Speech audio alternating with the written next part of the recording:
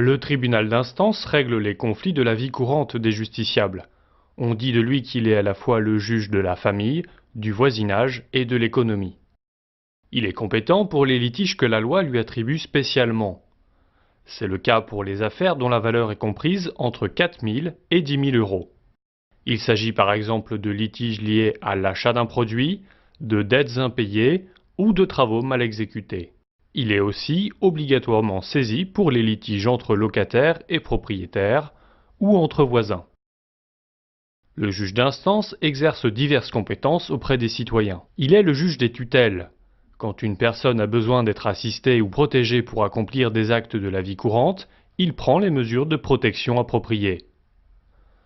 Il tient le rôle de juge des élections professionnelles en entreprise. Il intervient également au conseil de prud'homme. En cas de partage des voix, il est alors juge départiteur. Enfin, il préside le tribunal paritaire des baux ruraux. Le tribunal d'instance est le siège du tribunal de police, qui juge les contraventions.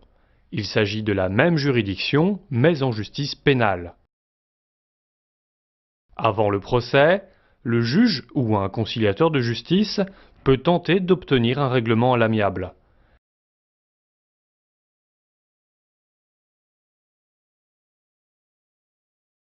Le tribunal est composé d'un seul juge. Il examine les pièces, dirige les débats et tranche le litige.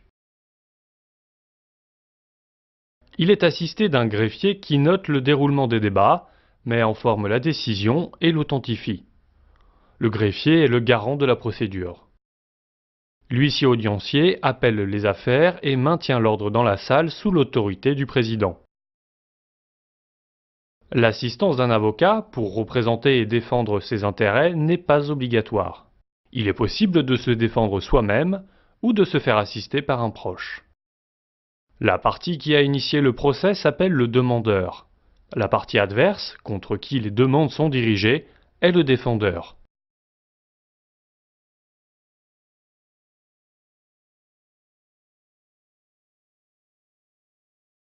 Le juge donne raison au demandeur ou au défendeur.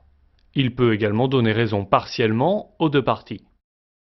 Il évalue également le montant des dommages et intérêts accordés à l'une ou l'autre des parties. Si l'une des deux parties n'est pas satisfaite, elle peut contester le jugement rendu en première instance. La nature de l'affaire et le montant en jeu déterminent la suite. Cela dépend de chaque litige en particulier. Si le tribunal statue à charge d'appel, cela signifie que la loi permet que l'affaire soit jugée une seconde fois. C'est le rôle de la cour d'appel. Après l'appel, les parties peuvent former un pourvoi en cassation si elles considèrent que la loi a été mal appliquée. La Cour de cassation ne va pas juger l'affaire une troisième fois. Elle vérifie, sans examiner les faits, que les juges ont correctement appliqué la loi. Si le tribunal statue en dernier ressort, l'appel n'est pas possible. Mais le justiciable peut porter son affaire directement devant la Cour de cassation.